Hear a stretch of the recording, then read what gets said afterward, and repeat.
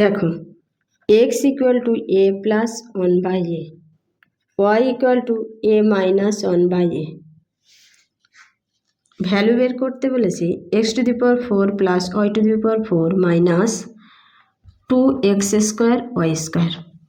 এটা মানে কি a square minus 2ab plus b square মানে a মাইনাস b এর হোল স্কোয়ার, এই ফর্মুলাতে আছে।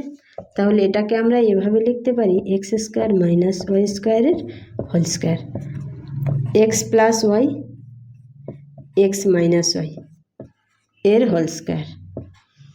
x প্লাস ওয়াই করলে কত হবে, এটা কেটে যাবে 2a, x মাইনাস ওয়াই করলে এটা কেটে যাবে 2/a।